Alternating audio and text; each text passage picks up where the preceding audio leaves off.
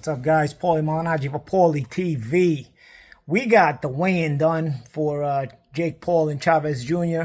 I think this is a really underrated card. I mean, whether you like Jake Paul or not, I will say one thing. No matter what your thoughts on him, I think everybody should be a fan of his promotional abilities. He's put together some really good undercards for all his fights, regardless of what you think of him and his fights. So let's go into the main event with Julio Cesar Chavez Jr. Dude, one thing about this fight, I think it's a little bit more complicated than people are expecting. You know, I know people are getting used to the crap performances Chavez Jr. puts on, and he looks terrible. And for me, he's the worst world champion in the history of boxing, or one of the worst at least. But I'll say this. There's always that Andy Lee win that always pulls you back in and say, oh, well, he wasn't that bad. He got a win over Andy Lee. That one win over Andy Lee is something even I can't argue. You know, it's like, even when I want to say, oh, he was a bad champion. That win over Andy Lee kind of redeems him a little bit. Granted, it was a long time ago. He dropped Sergio Martinez late in the fight where he got dominated, got that knockdown, sort of redeems himself a little bit with some of his credibility. So again, you know, for any detracting, there's also some things you can take for the positives with Chavez Jr. Now, what the biggest detraction I have is the fact that he probably wouldn't have got to any of those big fights had he not robbed multiple fighters early in his career. Had he got the justifiable losses that he would have had early in his career, had he not robbed Troy Rowland, Carlos Molina twice, Brian Vera, and probably one or two others, he doesn't even get to those big fights where he can even perform and look the part, at least in some of those moments in those fights. Regardless, here we are with Jake Paul. I know a lot of the fame he has is based on his last name and based on his first name. He's got his father's name identical. You know, he's the junior. So I think that has helped him. But I will say, for all intents and purposes, he's been a big pressure guy. When he's fighting well, he presses well, you know, and when he's in shape, he presses and pressures you very well. He's just not always in shape, and sometimes he just shows up where he doesn't even want to fight. You know, we saw, especially later in his career, in the Danny Jacobs fight and the Andre from Farah fight, where he just kind of quit, you know, where he wasn't going his way, and he's like, I don't need this in my life. And that, of course, pisses off his fans. There's beers thrown. I remember in the Fanfara fight, I was working and I got hit with a beer from the crowd. You know, Chavez Jr. fans, you know, the Mexican fans, they get behind the guy, in my opinion, more so than they should. But at the same time, they're also pretty critical when he does this kind of stuff, because they were pissed. I was in the arena, the Step Up Center, at least that was called back then. I was in the arena. I had to hide under the table. I got pelted with beer. They were chugging all kinds of stuff into the ring. So he does have passionate fans. Moving into the Jake Paul fight, I know Chavez Jr. lost to Anderson Silva, who then lost to Jake Paul. But boxing math typically doesn't work.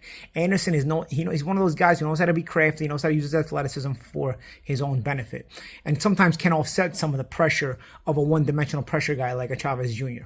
You got to be crafty to do that, though.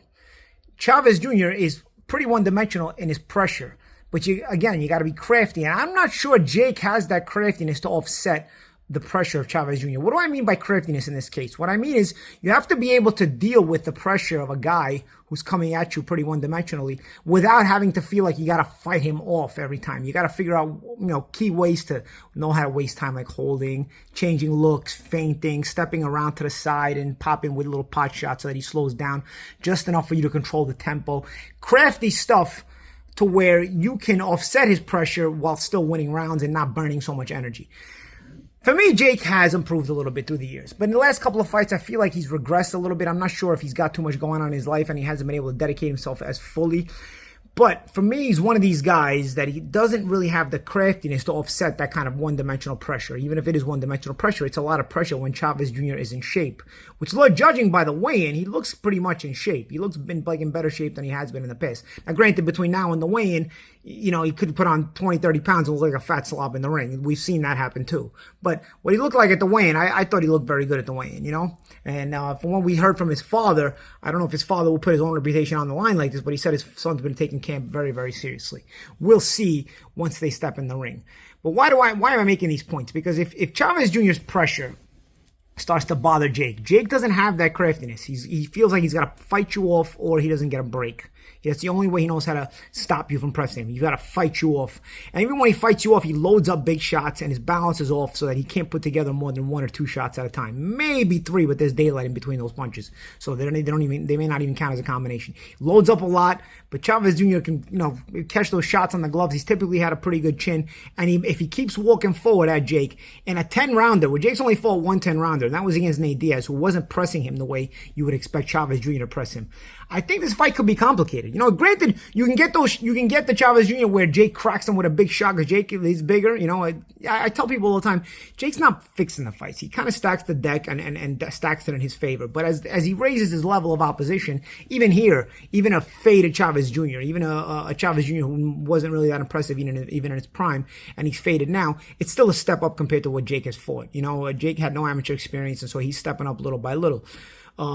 Could this be biting off more than he can chew? I think this is a risk fight here for Jake. And I felt he would beat Mike Tyson because Tyson was way too old and to be able to close the gap the way he needed to. And those old legs weren't able to close the gap. But Chavez Jr., even if his footwork does suck, and even if his style is completely the opposite of Tommy Fury, who was gliding in and out of range, he still steps to you and he still brings it to you. And you know how he puts his head in his chest, tries to copy his father a little bit, where he puts his head in your chest and just digs away with 2 hands.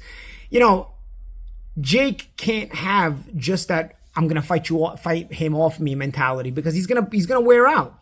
The Nate Diaz fight is the 110-rounder he had, and he wasn't dealing with that kind of pressure. This kind of pressure that Chavez Jr. could bring. If Chavez Jr. gets through the early rounds, where Jake is going to probably shoot some big firepower, and if Chavez Jr. gets through those early rounds and doesn't quit, because Chavez Jr. has a good chin, so you're not going to knock him out, but he does quit. If Chavez Jr. gets through those early rounds and doesn't quit, I tell you, man, this could get really hairy for Jake as the fight wears on. I think Chavez Jr. is a live underdog.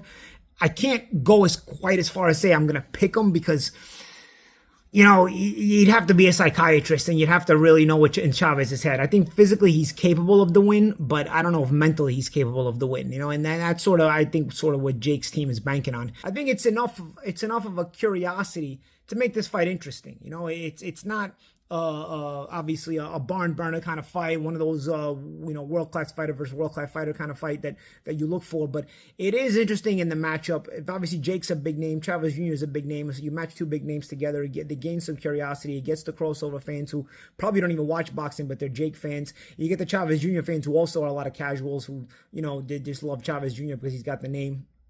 And I think this fight probably sells well. And again, curiosity wise, there's some talking points here. I think Chavez Jr. is a live dog, but you don't quite go as far as saying, oh, he definitely wins. Because like I said, you got to be a psychiatrist. On the undercard, you got some really good fights. Zurdo Ramirez has been now his name's been revolving around Jake Paul. I think Zurdo Ramirez fight is way too big of a step up for Jake Paul. Zurdo is not only a world champion of multiple weight classes, but a solid world champion. Dorticos has been a very good fighter himself, was in the World Boxing Super Series back when Usyk won it, when that cruiserweight division was really stacked. He's still kind of lingering around the division, and it will be a formidable threat, but I think Zurdo at this point is too much in his zone to lose to a bit of a faded Dorticos.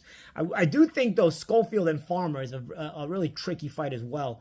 I think Farmer has a chance for the upset there as well. So again, it's what I mean by these undercards. They're good fighters. They're good matchups. I think Schofield against Farmer. Listen, Schofield's a good fighter, but Farmer is not as faded as people think, and if you're not really the goods, you may struggle with Farmer the way Zepeda did. Only Murataya has really been able to beat Farmer in a way where it was pretty dominant. Is Schofield of that level? It's still tricky. This is a big step up for Schofield himself, and he's got some decent wins on his record. So I think that's a nice matchup as well. I think we're really looking forward to a pretty good card. But Chavez Jr. and Jake, that's a tricky fight, guys. I want to know what you guys think of that main event, as well as the undercard. Who you got? Zurdo against Dorticos, and for me, Farmer and Schofield. Man, that's a tricky one too. Oh, and one more thing. I got a big fight forecast show I'm doing on YouTube with my buddy Tommy Reynolds. We talk strictly gambling fights, strictly gambling odds, and the way we like to look at fights from a gambling point of view, both from direct wins and losses, and also parlay style and all this other stuff. Check us out. It's called Tommy and Paulie's Big Fight Forecast. I put Tommy's name first because Tommy, he's kind of a locksmith. I mean, I've known him for a while. He picks good parlays, but this is just our thoughts on those things as well, on that aspect of boxing. Here at Paulie TV, I preview the fights at Tommy and Paulie's Big Fight Forecast. We'll talk about the gambling side of it. Take it easy, guys.